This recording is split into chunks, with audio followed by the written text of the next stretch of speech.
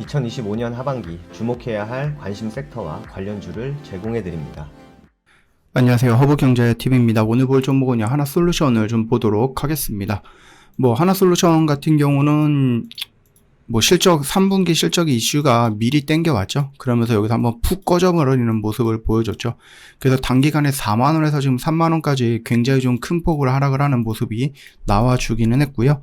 추가적으로 여기서 좀 밀리기보다는 조금 올라가려고 하는 모습이 연출되는데, 물론 여기서 보여줬던 것과 여기서 보여줬던 것에 대한 상황이 다를 것 같긴 합니다만, 그래도 일단은 여기서 기술적 반등을 좀 나와주지 않을까라는 생각을 하고 있습니다.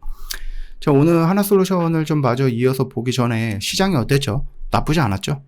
양도세 이야기라든지 세제 개편 이야기가 나왔지만 결과적으로 놓고 보면은 일단은 시장이 얼마나 그 단어에 좀 민감한가를 오늘도 봤습니다.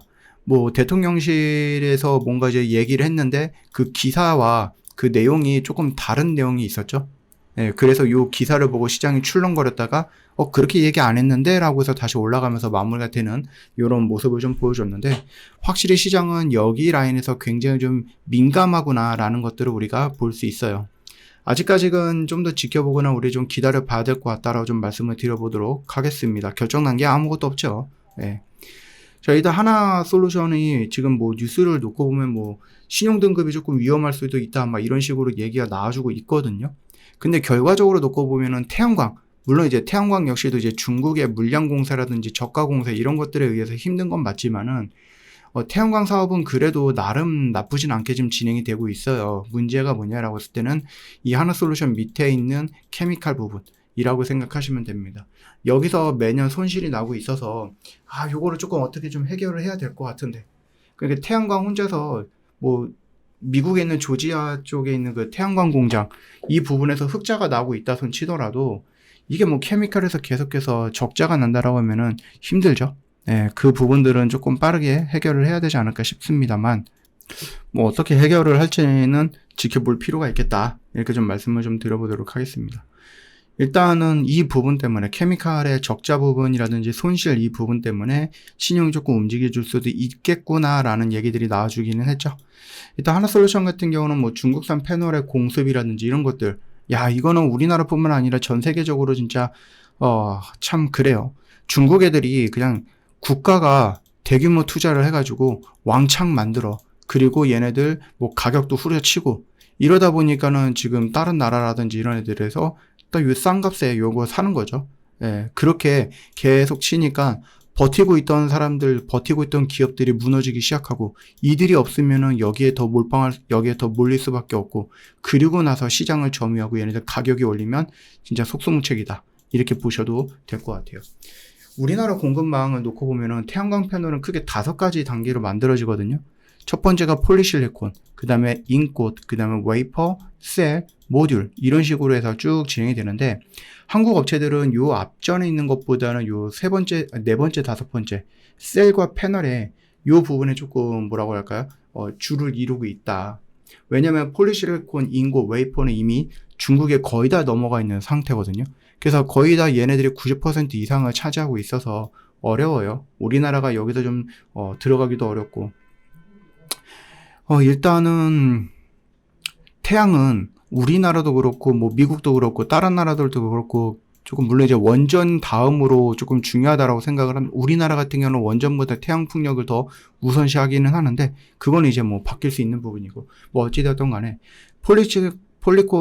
폴리실리콘 시장의 96%가 중국, 그 다음 패널 시장의 86%가 중국을 차지하고 있어요. 그러다 보니까 자유로울 수가 없는 거죠.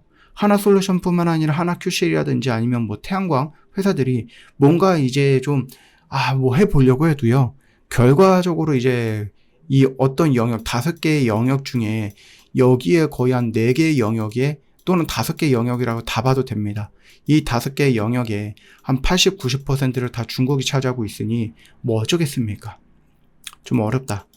일단은 미국과 유럽 같은 경우는 어떻게 대응을 하고 있느냐라고 했을 때, 유럽 같은 경우는 이제 탄소 발자국 기준 도입을 하면서 비중국산 보호 정책을 피고 있는 거고, 미국 같은 경우도 대놓고선 중국의 물량이라든지 중국의 폴리시리콘, 국가안보조사를 추진하고 있고, 그 다음에 뭐 중국 부품을 쓰면 세금 더 내야 된다라고 하고 있고, 밤동핑 관세도 부과를 하고 있어요. 이미 오래됐어요. 10년 넘었죠. 그 와중에도 이제 한국 정부도 좀 대책을 마련을 해야 되는데, 결국은 이제 뭐 물량으로 따라가기 어렵다라고 하면은 더 좋은 기술력을 가지고 가야 되는 거겠죠.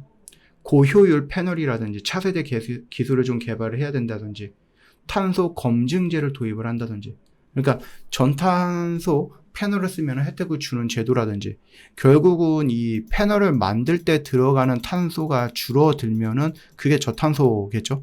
이거 하나에서 뭐 탄소가 막 자연스럽게 발생하거나 그런 건 아닐 거니까, 그렇죠?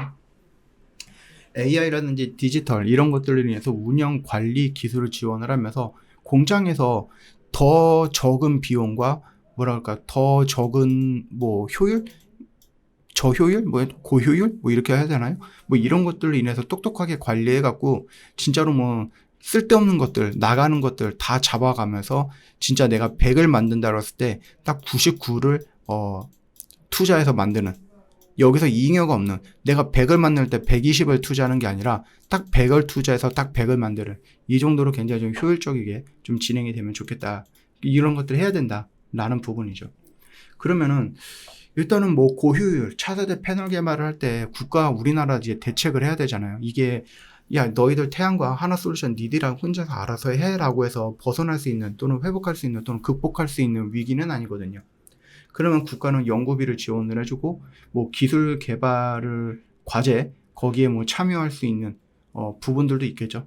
그래서 하나솔루션 같은 경우도 정부 과제에 참여해서 R&D 비용을 좀 지원받을 수 있고, 뭐 탄소 검증제에 대한 혜택 이 부분들도 그래서 뭐 우리나라에서 세금 혜택이라든지 이런 부분들도 좀 받아볼 수 있지 않을까라고 봅니다.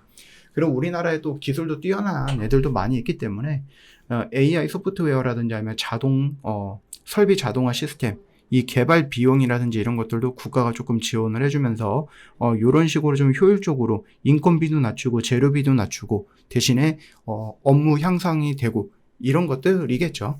예. 그래서 이렇게 좀 진행을 할 수 있게끔 국가가 좀 도와주면 좋겠다라는 생각을 합니다. 근데 이게 꼭 그 태양광 쪽만은 아니에요. 지금까지 중국이 좀 성장한 것들을 보면은 우리나라가 중국 때문에 이 망가진 사업이 굉장히 많거든요. 결국은 이거거든요. 우리나라 기술을 따라해. 그래서 정부가 집중적으로 투자를 하죠. 그래서 덩치를 키우고 그러면서 정부가 뭔가 이제 세금 혜택이라는 걸 주다 보니 우리나라는 똑같은 물건을 만들어도 100만 원에 팔리는데 중국은 50만 원에 파는 거예요. 그러면 사람들은 일단은 다른 기업들이라든지 국가들이라든지 사람들은 뭐 하겠습니까? 야, 같은 값에, 예전에는 그랬어요. 예전에는, 야, 그래도 중국산보다는 메이드 인 코리아가 훨씬 더 좋지라고 해서 이쪽을 선택을 많이 했었는데, 얘네들이 이렇게까지 계속해서 투자를 우리나라보다 몇 배를 하다 보니, 얘네들도 계속해서 성장할 거죠. 그러다 보니, 얘네들은 똑같은 50만 원이고 우리나라는 100만 원인데 기술적 차이가 별로 없네? 오히려 얘네가 더 좋게 느껴질 수도 있네?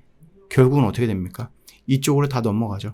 그러면 이렇게 했던 애들은 이거 물건 안 팔리면 어떻게 됩니까? 결국은 적자가 유지가 되고 결국은 사업이 망하는 겁니다. 회사가 문을 닫는 겁니다.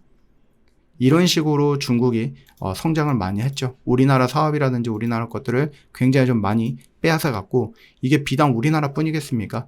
전 세계에 있는 사업들, 산업들 이런 것들을 중국이 이런 식으로 해갖고 거의 좀 많이 가지고 가고 그 생태계를 좀 파괴를 많이 했다. 이렇게 좀 보시면 될 것 같아요. 저희 허브경제TV요. 공식 채널 보시면은요. 여러분들이 좀 보고 싶어 하는 뉴스들이 있습니다. 저도 뭐 손흥민 선수 이적 뉴스 이런 것들 찾아보는데 그게 여러분들 매매할 때 도움이 되는 건 아니죠. 여러분들은 여기에 있는 뉴스들을 보고 여러분들이 매매하실 때 도움을 좀 받아가면 된다라고 말씀을 드려봅니다. 보고 싶어하는 뉴스보다 여러분들이 매매할 때 봐야 되는 뉴스들을 집중적으로 올려놓기 때문에 여러분들이 여기 있는 모든 것들을 활용해서 매매를 해보시면 정말 도움이 좀 되지 않을까 싶어요. 놓치지 마시고 영상 댓글에 링크 있죠. 요거 클릭하시면 돼요. 그러면 저희 공식 채널에 바로 들어올 수 있거든요. 여기 들어오셔서 여기 있는 모든 것들 여러분들 다 챙겨가시면 된다. 이거 다 무료다라고 말씀을 드리고 마무리할게요. 고생하셨습니다.